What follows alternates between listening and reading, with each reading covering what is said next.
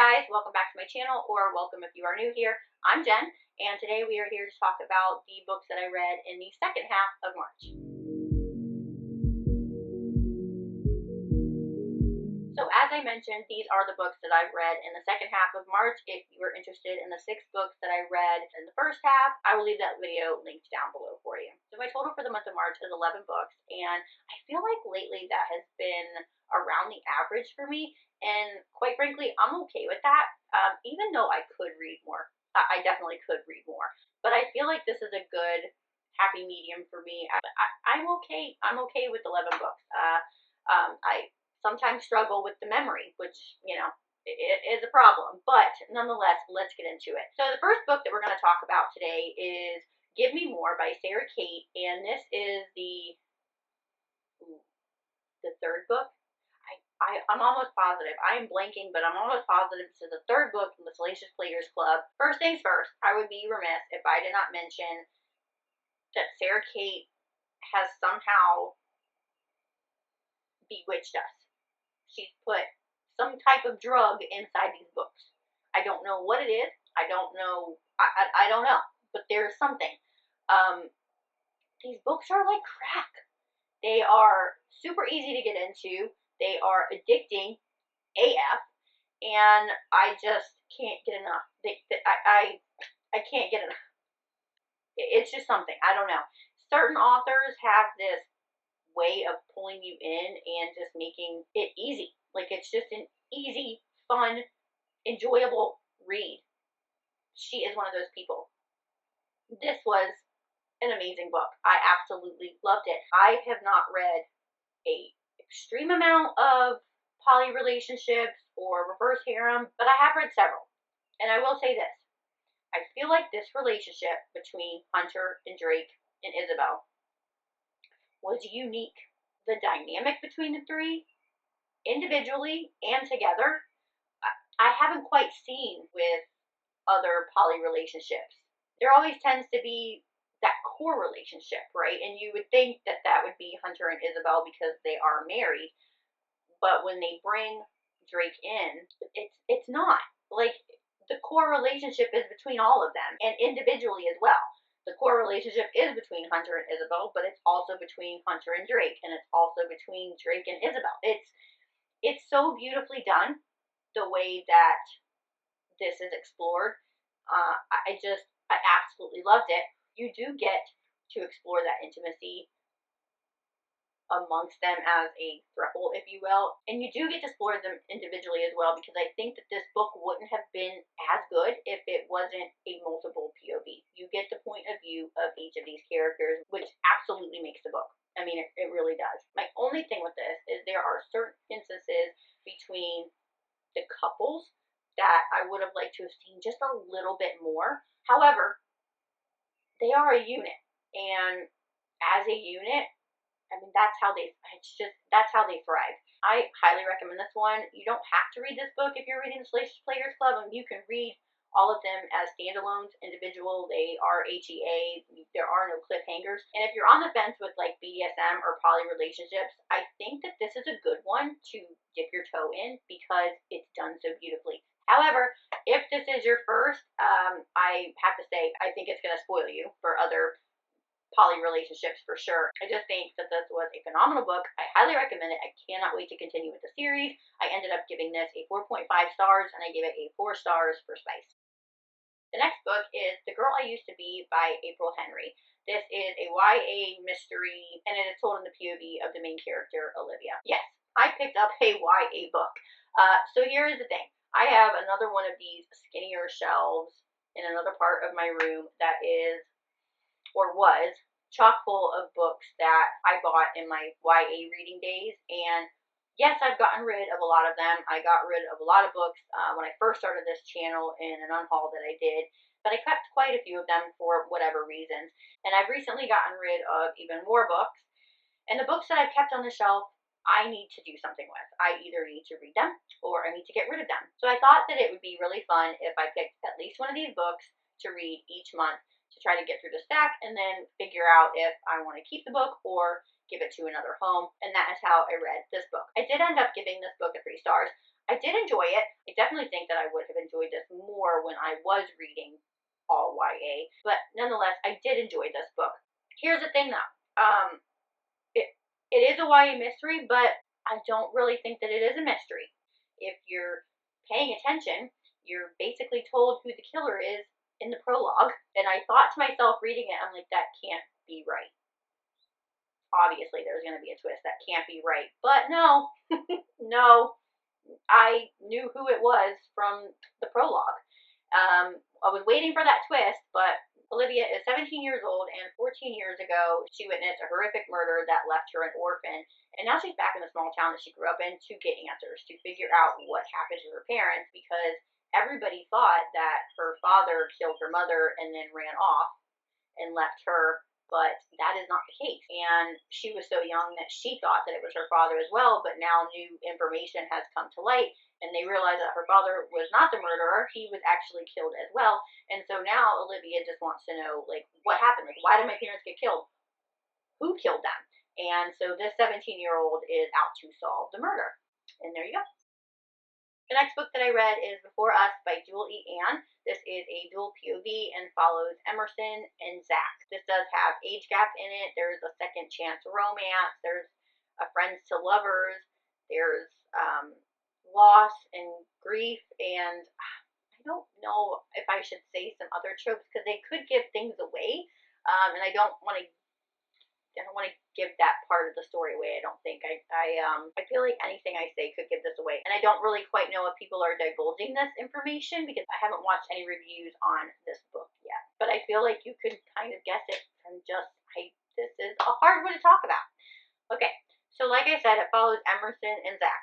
Emerson was diagnosed with a medical condition, and because of this, that left her with a lot of debt in medical bills, and she's also got student loan debt as well. She ends up having to sacrifice, and one of the sacrifices is a place to live. And so she's actually living out of her car at the moment while she's cleaning people's houses, which is how she meets Zach and his wife, Susie, or Suzanne. She was actually referred to them by another client that she has.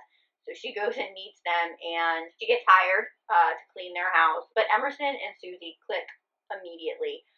They become instant friends. Susie is a little bit of everything to Emerson as they grow so close. She is a mother figure that she really didn't have growing up. She is the best friend that she needs, a big sister that she didn't have. She just means so much to Emerson, and I have to say, like, Susie was one of my favorite characters on this book. I absolutely loved her. Like, her outlook on everything was just, it was amazing. But it's not about Susie, really. It's about Emerson and Zach.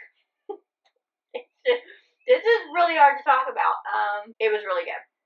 I highly recommend this to anyone. However, like, get your tissues out because Susie rips my heart out, and the dynamic and the relationship that Emerson and Zach form and the bond that they share over the experiences that they share, it was really beautiful. There is about a 10-year age gap there. That's really like all I want to say about this, I think. It was really good. I really enjoyed it. The one issue that I have, and it's not just with this book, I feel like this is something that I've encountered frequently in the books that I've read lately, and that is, like, you can't have your cake and eat it too. If you want a career, you can't have love. Those two don't coincide. If you're in want of anything other than love, like, you can't have anything else right now. You have to go do that on your own, and then you can come back. Like, there's no compromise. There's no, like, commingling with that. Granted, I realize that if there was this compromise and commingling of career and love, or whatever it is in love, that then we wouldn't have a book. But it just is sending this message to me that, like, sometimes really pisses me off. In this instance, Emerson wants something out of life, but she can't have that and love at the same time. She has to go grow up and be who she wants to be and explore the world before she can have love. I just don't feel like it's accurate. Like, why can't we do both? Why can't we figure it out? I feel like this is not like right person, wrong time aspect. There are those books. Like, A love letter to whiskey. Right person, wrong time. Yes, this is go live your life, and then when you're done living your life, love. No, I have an issue with, and it's not just this book. Like I said, I've encountered this quite often lately, and it's like, really, really, people. No. Anyway, I'm gonna get off my soapbox on that. I ended up giving this a 4 stars, no spice. Next, I read The Devil of Dublin by B.B. Easton. This is another dual POV. It's got a little bit of a mafia aspect in it. There is a friends to lovers. There is some abuse in this, so definitely check your trigger warnings if you need to. This follows Kellen and Darby, and we meet them when I think that Darby is like 7 or 8 when she meets Kellen, who is, I believe he's like a couple of years older than her. So maybe he's around like 11 or 12 when they meet. And he doesn't speak. He's very unkempt. He lives in a small town in Ireland, and the town folk don't really even acknowledge that he's there because they've been told that he's the devil's son. And you know, nobody gives them the time of day. And enter in Darby. She comes to visit her grandfather in Ireland for the first time when they first meet, and they strike up a bit of a friendship. She treats him like nobody else has ever treated him. Nobody has spoken to him. Nobody will talk to him, look at him, touch him. So he's very intrigued by Darby. And they do strike up a little bit of a friendship. Now, Darby lives in America, but she comes once a year to visit her grandfather. And so we follow them through a couple of these years where we get to see a little bit more of their friendship progress. So Darby's mom passes away, and Darby isn't able to go back to Ireland until quite some time later, actually until her grandfather passes, and she goes there for his funeral. And it's been like 8 or 9 years since she's been back. She also believes that Kellen died years prior in a fire, so she is very surprised to learn that he is very much still alive. However, now he is known as the Devil of Dublin. He is kind of like the strong arm of the Irish mob that's there, and he is known as the Devil of Dublin because nobody knows what he looks like. Because if you know what he looks like, then he's been sent to kill you, and you don't live. So they don't know who the devil looks like, but Kellen has never forgotten Darby, and when they run into each other, the chemistry is like undeniable with these two. It's a whirlwind. Like this was like a roller coaster. They get into some pretty sticky shit. There's like car chases and guns and hideouts and killing, and it's a whirlwind. It's crazy. I really enjoyed this. Definitely didn't think it was gonna go where it went, and I wasn't expecting that, but I did go into this blindly, which I find like so many gems when I do that.